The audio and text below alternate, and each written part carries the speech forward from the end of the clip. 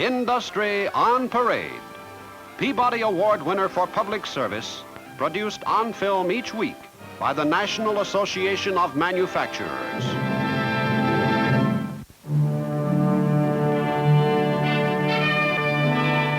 Some of the very first American iron workers, fabricating products vitally useful to the colonies from the skimpy output of the New World's few primitive iron works.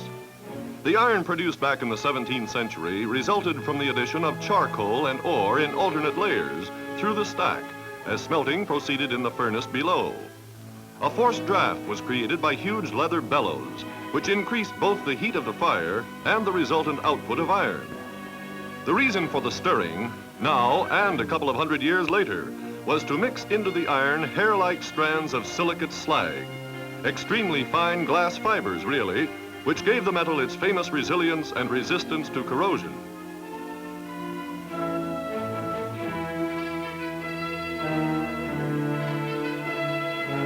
Improved processes were developed, as in the reverberatory furnace, where the pig iron and the fuel are in separate compartments. But the end product remained the same, iron which had been worked during smelting. Hence the name wrought iron, meaning iron that has been worked. It emerged from the furnace in the form of a heavy, white-hot, spongy ball, ready for processing. The A.M. Byers Company of Pittsburgh brought this oldest type of iron production up to date by combining a number of later developments, some of them perfected right here. Today, the molten iron first is purified in a Bessemer converter. Compressed air burns off extraneous elements and reduces carbon content to precisely the amount required. Photoelectric cells in the circle measure infrared rays emerging from the converter spout and thus give a second-by-second record of the amount of carbon in the metal.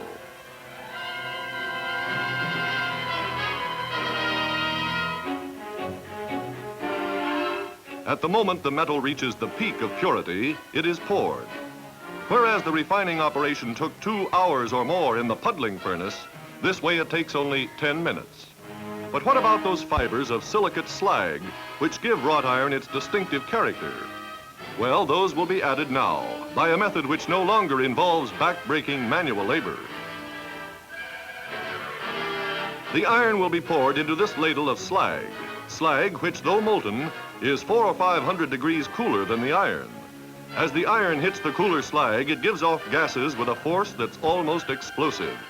A reaction which achieves in seconds what the puddler accomplished with hours of stirring. At the bottom of the ladle, there forms a sponge-like ball of wrought iron. Removed from the ladle, the ball is pressed into a bloom, which now is rolled and re-rolled.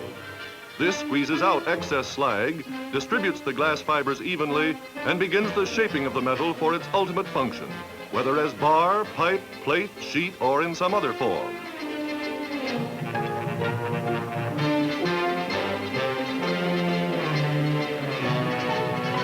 The ends of worked metal are never as structurally sound as the rest of the piece, and so they are trimmed off.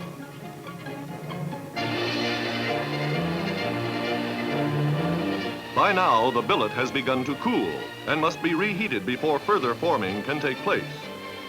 As soon as it has once more reached the proper temperature, it is loaded onto an express transfer buggy, which observes no speed laws as it rushes the billet to a new series of rollers.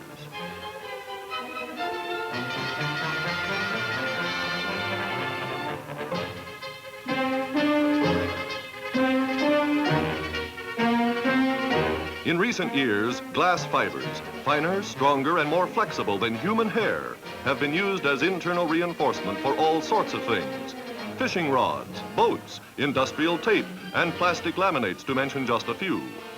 Not many persons realize that this same principle has been utilized for centuries in the manufacture of that very serviceable metal, wrought iron. Wrought iron, which, as a result of the modern production techniques we have just seen, is produced in far greater quantities and of more uniform, closely controlled quality than was ever before possible.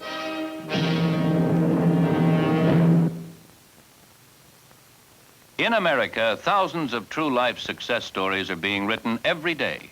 Here we have the opportunity to make of our lives whatever we care to make of them, and there is no limit. This constant movement of men upwards in the ranks of business is one reason why American industry has never stopped progressing. Someone is always carrying a new idea up the ladder. This, in turn, helps everyone, for always new ideas, constant improvements of methods and products mean higher living standards for all Americans.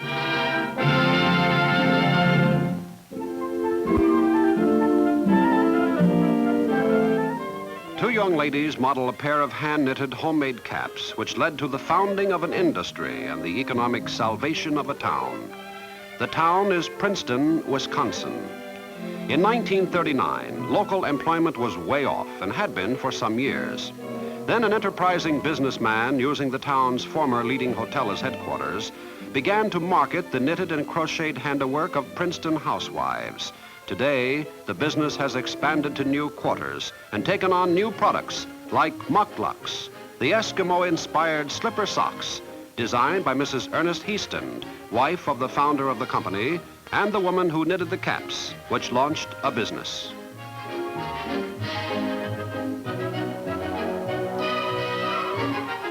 Machines like these knitters now perform part of the work, but all the products of the Handcraft Company continue to be finished by hand, and many are made entirely by hand, usually by women working at home. More than 1/3 of Princeton's population works for the organization, helping to turn out the 70 or so items now in its line. After the sock parts for Muk-luks are knitted, the toe is closed off like this.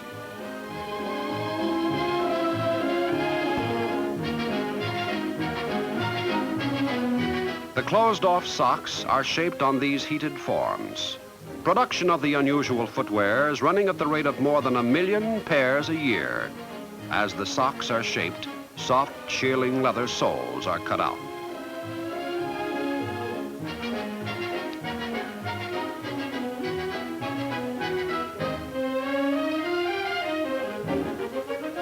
Now, soles are joined to colorful sidewalls, and both are attached to the knitted or crocheted socks. Whether working with machines or strictly with their hands, the people of Princeton take an unusual community pride in the quality of the goods they produce. Goods which have carried the name of their little town to all parts of the country and overseas.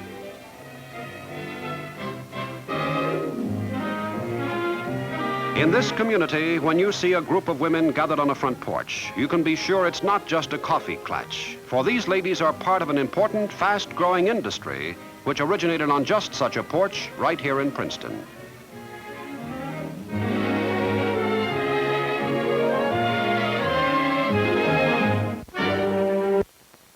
All of us realize that our schools are crowded today, and additional millions will be crowding our schools within the next 5 years. We need new buildings now and more later, and we'll need several 100,000 elementary and secondary school teachers.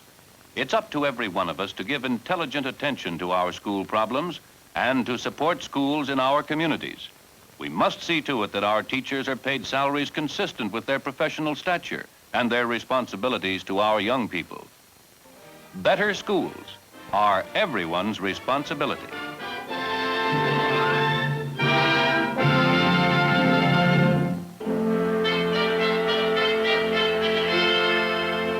A Kentucky farm woman and her son make their weekly trip to the village of Mill Springs and the grist mill, where they'll have the bag of corn, there on the horse's back, ground into that food product so essential to the mountain diet, cornmeal, for the baking of cornbread.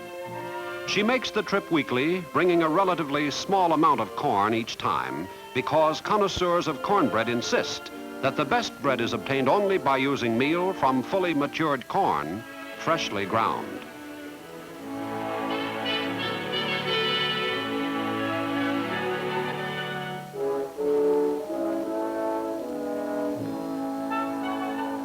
Young Mikey takes the opportunity to get in some fishing with acquaintances.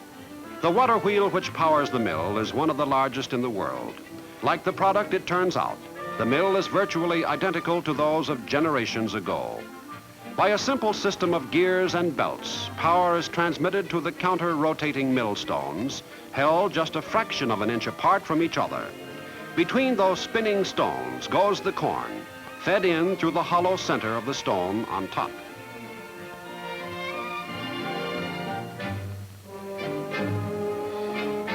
Each customer has an individual preference for the degree of fineness to be attained, and the miller obliges by altering the distance between the millstones. His neighbors seldom pay cash, so the miller's toll is a half peck of corn for each bushel ground. A way of doing business our ancestors knew, one whose principles of service, dependability, and fair dealing persist in the modern industries which developed out of such early enterprises. The old and the new, the large and the small continue to live side by side in this land of many facets, many ways of life, helping to provide us with our daily bread, no matter what kind of bread we happen to prefer.